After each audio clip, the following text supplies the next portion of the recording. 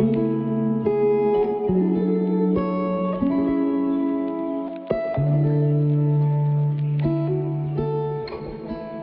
મજામાં છો? હું તમારી સાથે આજે હોમમેડ ચાનો મસાલો તૈયાર કરી રહી છું, જે હું પોતે જાતે ઘરે બનાવતી હોઉં છું અને મારી આ જ પદ્ધતિ છે. તમે જોઈ શકો છો, મેં માપ પર આ ચમચી, પ્લાસ્ટિકની ચમચી છે, એના 2 ચમચી પ્રમાણે માપ લીધેલું છે. 2 ચમચી મરી પાવડર, 2 ચમચી લવિંગ છે, 1 મોટી સૂંઠ, 1 મોટી તજ છે અને આ જાયફળ છે 1.5.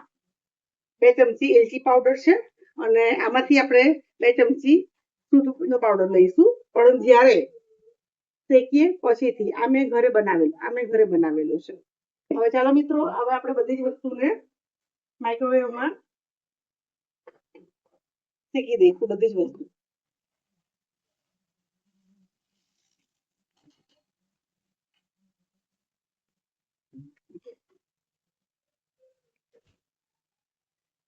એને એક જ મિનિટ માટે આપણે રોસ્ટ કરવાનું છે મિત્રો.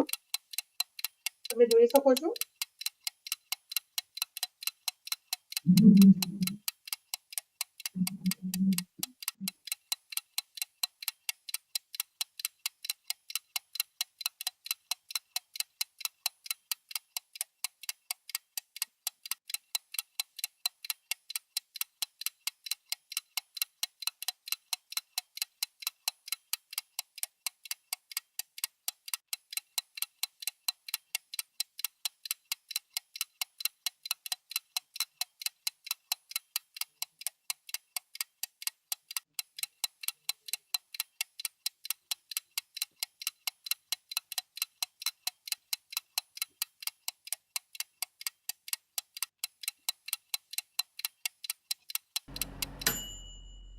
આપણે 1 મિનિટ પૂરી થઈ ગઈ છે મિત્રો.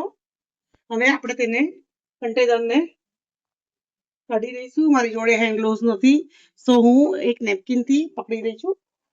આ બધી જ વસ્તુ આપણી બરાબર ગરમ થઈ ગયેલી છે. એને 2 મિનિટ માટે ઠંડી થવા દઈએ આપણે. તો આપણે તમને 2 મિનિટ પછી મળીએ, જ્યારે ક્રશ કરીએ ત્યારે. ઓકે, તો મિત્રો તમે જોઈ શકો છો, માઇક્રોવેવ બાઉલમાં આ બધું સરસ ગરમ થઈ ગયેલું છે. ગરમ કરવાથી શું, એનું મોઇશ્ચર નીકળી જાય. હવે આપણે એ જે 2 ચમચીના માપથી આ બધું લીધું હતું, એટલે એ જ 2 ચમચી મેં સૂંઠ પાવડર અંદર નાખેલો છે, જે પ્રમાણે માપ લીધું હતું.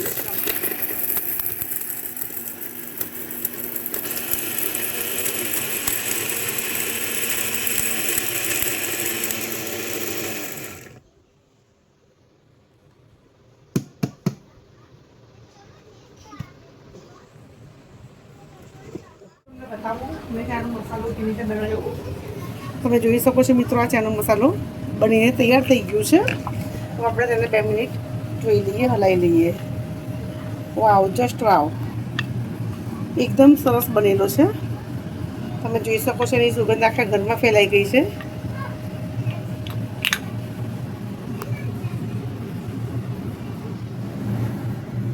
જોઈ શકો છો કેટલો સરસ બન્યો છે.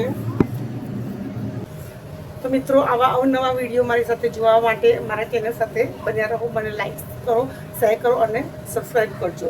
હેલો ગાઈસ, કેમ છો?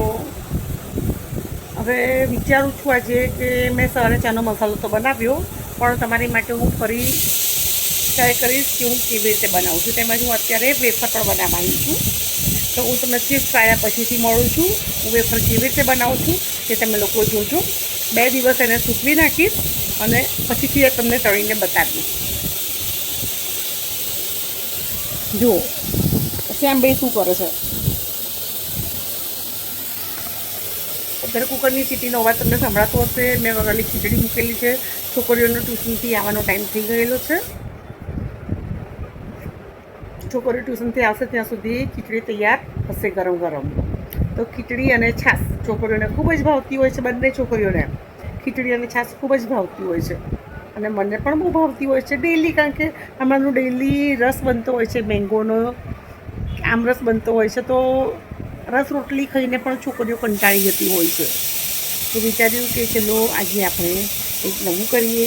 ખીચડી બનાવી અને તમારી માટે હું તેના મસાલાની રેસીપી પણ શેર કરવાની છું, તેમજ વેફર પણ શેર કરવાની છું કે હું વેફર કેવી રીતે બનાવું છું. બરાબર છે? તો આપણે થોડી વાર પછી મળીએ છીએ મિત્રો.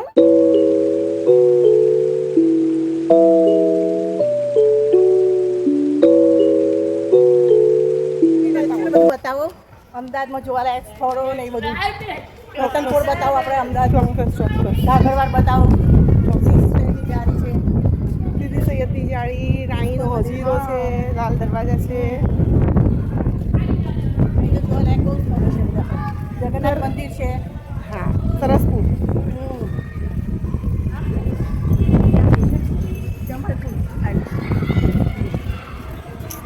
મિત્રો 2-4 આંટા મારીને પછી હું તમને મળું છું. આજે તો વિડીયો ઉતાર્યો જ નથી.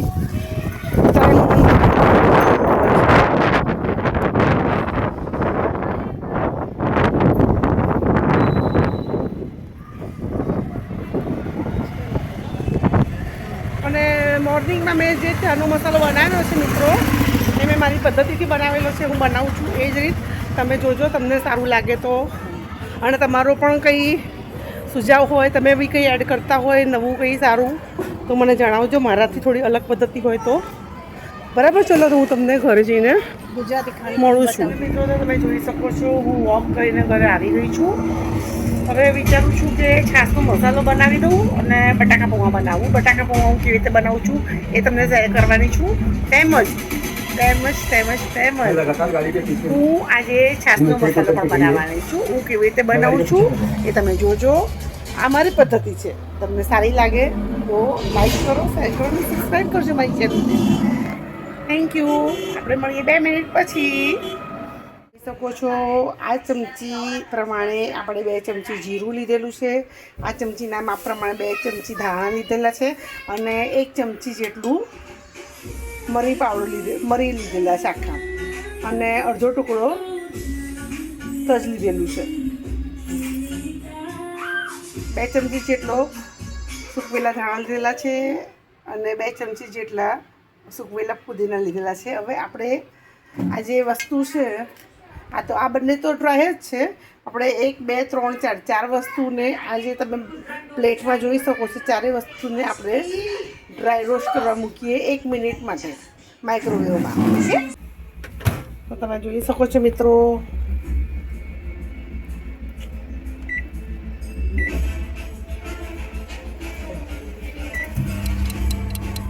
એક મિનિટ માટે આપણે ડ્રાય રોસ્ટ કરી રહેલા છીએ માઇક્રોવેવમાં.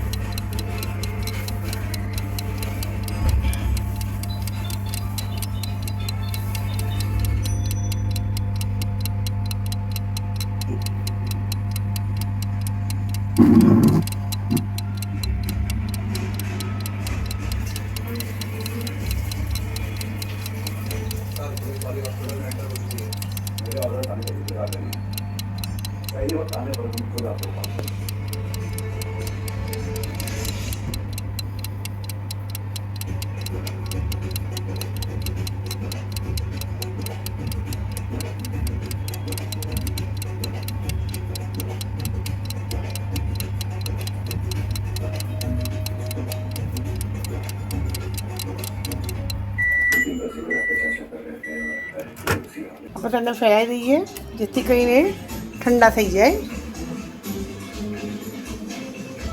2 મિનિટ પછી આપણે એને મિક્સીમાં ક્રશ કરવાનું છે.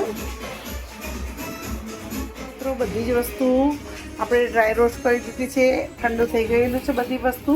હવે આપણે એને મિક્સીના જારમાં ક્રશ કરીને તમને પાવડર બનાવીને હું બતાવું છું. હવે આપણે આમાં થોડું સંચળ પાવડર એડ કરીશું અને થોડું મીઠું એડ કરીશું.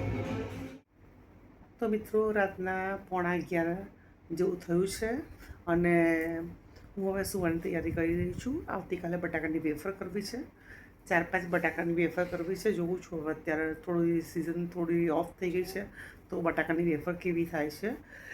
સારી થાય તો થોડી વધારે કરવાનો વિચાર છે. હું કાલ તમને એની પણ રેસીપી શેર કરું છું. તો મિત્રો શુભરાત્રિ. ચલો મળીએ આવતીકાલના બ્લોગમાં. ગુડ મોર્નિંગમાં.